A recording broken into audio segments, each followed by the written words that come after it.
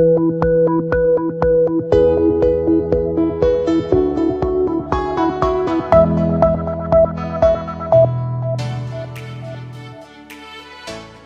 সবাই কেমন আছেন? আশা করছি সবাই ভালো আছেন। আমি S M Joy, founder and CEO of Wide Technology. আজকে আলোচনা করব অ্যাডোবি ইলাস্ট্রেটরের একটা গুরুত্বপূর্ণ প্যানেল নিয়ে, সেটা হচ্ছে অ্যাপিয়ারেন্স প্যানেল। আমরা যারা ফটোশপ নিয়ে কাজ করি, মানে যারা আমরা ফটোশপ এক্সপার্ট বা যারা মোটামুটি ফটোশপ জানি, তারা যখন নতুন করে ইলাস্ট্রেটর শুরু করে বা ইলাস্ট্রেটর আসার পর তারা একটা জিনিসকে খুব বেশি মিস করে। বলেন তো সেটা কি? ইয়াস, আপনি ঠিক ধরেছেন, সেটা হচ্ছে হিস্ট্রি প্যানেলটা। মানে হিস্ট্রি প্যানেলটা একটু আমরা ফটোশপে এক্সট্রা অ্যাডভান্টেজ পাওয়ার জন্য ব্যবহার করে থাকি, বাট ইলাস্ট্রেটরে সেটা আমরা পাই না। ইলাস্ট্রেটর এসে দেখি যে কোনো হিস্ট্রি প্যানেল নাই, তো তখন আমরা একটু মন খারাপ করে ফেলি। আর সেই মন খারাপটাকে একটু ভালো করে দিতে আজকে আমি আপনাদের সাথে আলোচনা করবো অ্যাপিয়ারেন্স প্যানেল নিয়ে, যেটা হিস্ট্রি যেই প্যানেলটা আছে বা হিস্ট্রি যেই আমাদের অপশনটা থাকে ফটোশপে, সেটার চেয়ে একটু ভিন্নভাবে আরও মজার কিছু, আরও দারুণ কিছু, নতুন কিছু ফিচার এই অ্যাপিয়ারেন্স প্যানেলে আপনাকে দিবে। সো পুরো বিষয়টাই দেখতে একদম ভিডিও শেষ পর্যন্ত থাকেন।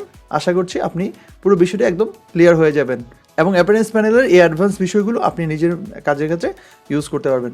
তো অ্যাকচুয়ালি ইলাস্ট্রেটর অ্যাপিয়ারেন্স প্যানেলের কাজটা কি? ধরুন কাজ হচ্ছে আমি একটা রেক্টেঙ্গেল ড্র করি, এটা একটা আমি কালার দিচ্ছি, ধরুন এটা অরেঞ্জ কালার টাইপের দিলাম। এবার এটার একটা আমি শ্যাডো ইউজ করতে চাই, তো স্টাইলাইজে যাই অ্যান্ড দেন আমি একটা ড্রপ শ্যাডো ইউজ করবো। প্রিভিউতে অন রাখি, সো আমার একটা ড্রপ শ্যাডো আসে, এটাকে আমি এখান থেকে কন্ট্রোল করতে পারি। সো আমি জাস্ট এখানে ওকে দিয়ে দিলাম। এখন এই যে একটা ড্রপ শ্যাডো দিলাম, এটা আমি রাখলাম। সো যদি আপনার ইচ্ছে হয় যে এই ড্রপ শ্যাডো আপনি দিবেন না বা এটা ক্যান্সেল করবেন, অথবা এটাকে একটু মডিফাই করতে চান, তাহলে কি করবেন? অথবা ধরেন আপনি অন্য অনেক কাজ করে ফেলছেন, অন্য কিছু এঁকে ফেলছেন, এখন এরকম কিছু বানিয়ে ফেলছেন, আরও কিছু নিয়ে ফেলছেন, এখন আপনি কিন্তু কন্ট্রোল জ্যাড দিয়ে পেছনেও যেতে পারবেন না। যদি কন্ট্রোল জ্যাড দিয়ে পেছনে যান, তাহলে এইটা ডিলিট হয়ে যাবে বা অন্য কাজগুলো কিন্তু আবার চলে যাবে। বাট আপনি চাচ্ছেন স্পেসিফিক এই অবজেক্টটা নিয়েই একটু কাজ করতে। সো এটা হিস্ট্রি প্যানেলে ফটোশপে হতো, বাট ইলাস্ট্রেটরে যেহেতু সেই অপশনটা নেই, সো এটা আমরা নতুন একটা স্টাইলে করতে পারি, সেটা হচ্ছে অ্যাপিয়ারেন্স প্যানেল। আমরা যদি উইন্ডোতে যাই অ্যান্ড দেন আমরা পাবো হচ্ছে অ্যাপিয়ারেন্স, যেটা কিবোর্ড কমানো হচ্ছে shift F6, shift function 6। So press করলে এবার আপনি এখানে যা যাই করবেন প্রত্যেকটা জিনিস অ্যাপিয়ারেন্স প্যানেলে জমা থাকবে, যেটার জন্য, যেমন এখানে প্রেস করলে এটার জন্য, এখানে যদি কোনো আমি ড্রপ শ্যাডো দিয়ে থাকতাম সেটা এখানে থাকতো, বা অন্য কোনো যদি আমি এখানে ইফেক্ট ইউজ করতাম সেগুলো এখানে থাকতো। তো যখন আপনি যেই ধরনের ইফেক্টেরই কাজ করবেন সেগুলো সব এখানে জমা থাকবে, যেই অবজেক্ট নিয়ে কাজ করবেন। তো ধরুন আমি এখানে প্রেস করলাম অ্যান্ড দেন এখান থেকে আমার ইচ্ছে হয়েছে যে আমি ড্রপ শ্যাডোটা বাদ দিব, সেখানে জাস্ট অফ করে দিলে হয়ে যায়। অথবা যদি ড্রপ শ্যাডো কন্ট্রোল করতে হয়, জাস্ট এটার উপর ক্লিক করলে নতুন করে ড্রপ শ্যাডো আবার সেমটাই ওপেন হবে, দেন এখানে প্রেস করলে এবার যদি আপনার হয় যে মনে হয় যে ড্রপ শ্যাডো আপনি কালারটা চেঞ্জ করে দিতে চান, সো চেঞ্জ করে দেন। হ্যাঁ দেখেন চেঞ্জ হয়ে গেছে। এবার আপনি যদি এটাতে দিতে চান, ধরুন এটাতে প্রেস করলাম, আমি ইফেক্টে গেলাম, স্টাইলাইজ অ্যান্ড দেন ধরুন আমি এখানে একটা ইনার গ্লো দিলাম, ঠিক আছে, দিয়ে আমি এখানে প্রিভিউতে অন রাখলাম। এবার একটা ইনার গ্লো আসছে, এটাকে আমি হোয়াইট থেকে চেঞ্জ করে দিয়ে ব্ল্যাক করে দিলাম। এবার আমি এটাকে চাইলে একটু ব্লাডটা বাড়ায় দিতে পারি। তো ধরুন এখানে অপাসিটিটা যদি একটু বাড়িয়ে দিই, বাট বাড়িয়ে দিলাম কিন্তু আমার এটা দেখা যাচ্ছে না, একটা স্ক্রিন দেওয়া আছে। আমি যদি এটাকে নর্মালি প্রেস করি, দেখা যাচ্ছে আমার ইনার গ্লোটা এখানে চলে আসে। এবার আমি চাইলে এটাকে অন্য কোনো কালার বা অন্য কোনোভাবে এটাকে কোনো আমি একটা স্টাইল দিয়ে এটা তৈরি করতে পারি।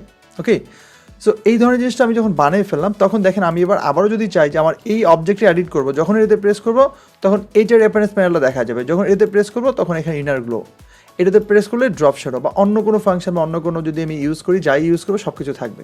তো এটা একটা ডিফারেন্ট, কিন্তু এটা আপনি অনেকগুলো অবজেক্ট নিয়ে কাজ করলে প্রত্যেকটা জন্য ইন্ডিভিজুয়াল আপনি আলাদা আলাদা অ্যাপিয়ারেন্স প্যানেলটা আপনি এডিট করতে পারবেন, মডিফাই করতে পারবেন। সো চলুন আরও একটু বিষয় আমি আপনাদেরকে দেখাই, যেটা আমার সবচেয়ে বেশি আমি ইউজ করি, সেটা হচ্ছে টেক্সটের ক্ষেত্রে। ধরুন এখানে একটা লেখা আমি লিখতেছি,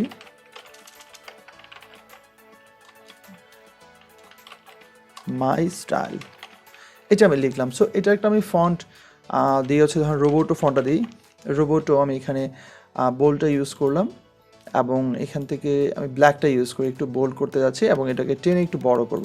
তো ধরুন এই ফন্টটা আমি এখানে নিলাম এবং এই ফন্টের একটু আমি জাস্ট ইয়েটা চেঞ্জ করে দিই, অল্টার রাইট বাটন প্রেস করে জাস্ট ট্র্যাকিংটা বাড়িয়ে দিলাম, মানে হচ্ছে ক্যারেক্টার স্পেস।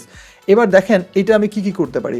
আমরা এটার পেছনে যদি একটা শ্যাডোর মতো তৈরি করতে চাই, যেটা আমাদের রিফ্লেকশানের মতো দেখা যাবে, বা এটা একটু পেছনের দিকে মানে টাইপোগ্রাফির যে ব্যাপারগুলো সেগুলো যদি করতে চাই, এটা আমরা কীভাবে করতে পারি। সো এটাকে আমি সিলেক্ট করে এবার যদি আমি এখানে জাস্ট এই অ্যাপিয়ারেন্স প্যানেলে আসার পর যদি আমি এখানে জাস্ট এই দুইটা অপশন আছে, একটা হচ্ছে অ্যাড নিউ স্ট্রোক, একটা হচ্ছে অ্যাড নিউ ফিল। সো আমি যদি জাস্ট এখানে একটা প্রেস করি, তাহলে আমার নর্মালি এটা স্টার্ট হবে এবং দেখা যাচ্ছে আমার এখানে কোনো স্ট্রোক কালার নেই, একটা ফিল কালার আছে। মানে আমি যে ফিল কালারটা এখানে নিয়েছি সেটা এখানে শো করতেছে। ওকে, সো এটা আমি রাখলাম। এবার আমি যদি চাই যে এখানে আরও একটা আমি ফিল কালার ইউজ করতে চাই যদি আমি, তাহলে আরও একটা ফিল আমি এখানে প্রেস করতে পারি। দেখা যাচ্ছে নিচে আরেকটা ফিল কালার আসছে। এখন ধরুন এটাকে আমি ব্ল্যাক করে দিলাম, কিন্তু দেখা যাবে না কারণ এটা পেছনে।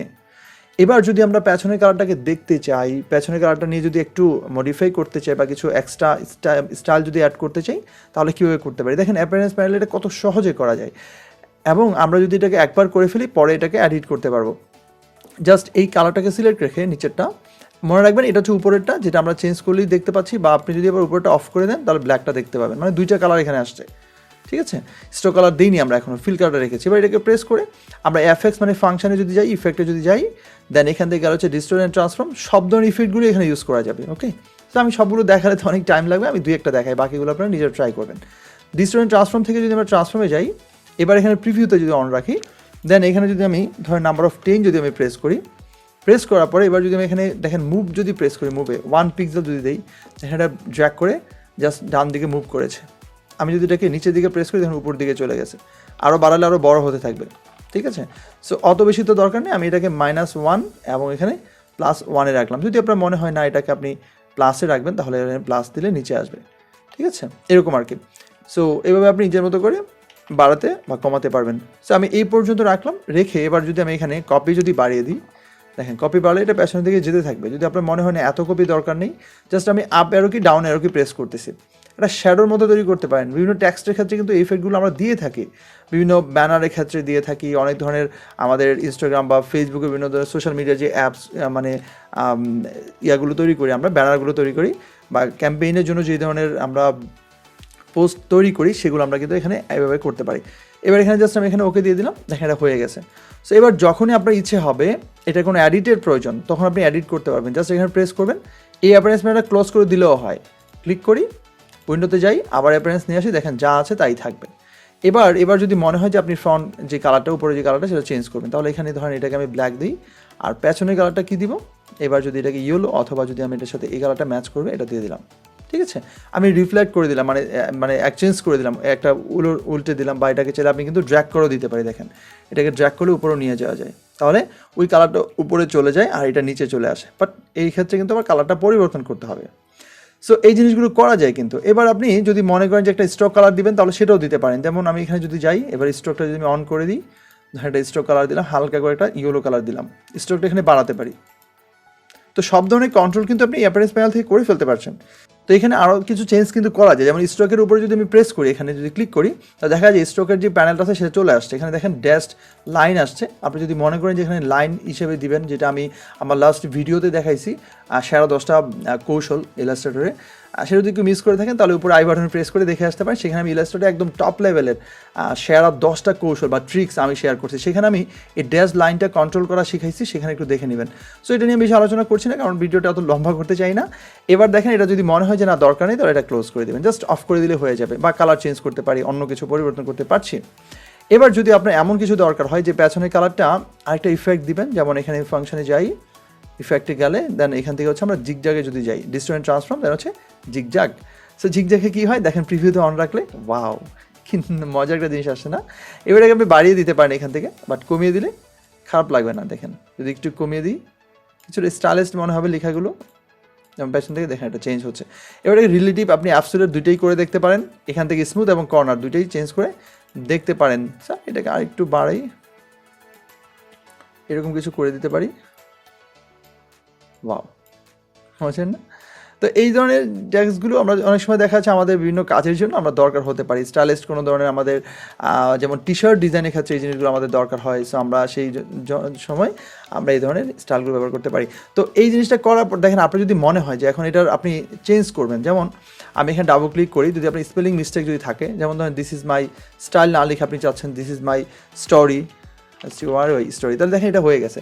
ভাও, তার মানে আপনার ফন্টের যদি একবার এটা তৈরি করে ফেললেন, এটা আপনি সবসময় ইউজ করতে পারছেন।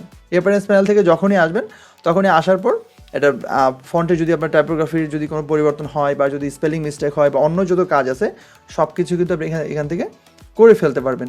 এছাড়া আরও কিছু কাজ আছে, যেমন ইফেক্টে সব কাজগুলো আমি দেখাতে পারিনি, কারণ হচ্ছে সময়টা অনেক বেশি লাগবে। আপনার বাকিগুলো একইভাবে দেখবেন, ট্রাই করবেন। যেমন এই ট্রান্সফর্ম থেকেই হচ্ছে আপনি বাকিগুলো, যেমন টুইস্ট আছে এখানে, তারপর হচ্ছে এখানে টুইক আছে, ট্রান্সফর্ম, তারপর হচ্ছে এই জিনিসগুলো একটু চেঞ্জ করে দেখবেন। পুকারের ব্লটের কাজ আছে, এগুলো যদি একটু দেখেন তাহলে একটা একটা করে নতুন করে এক্সপেরিমেন্ট করে দেখবেন যে কেমন লাগতেছে বা কীভাবে আপনি এটাকে নতুন কিছু আবিষ্কার করে হয়তো ফেলতেও পারেন।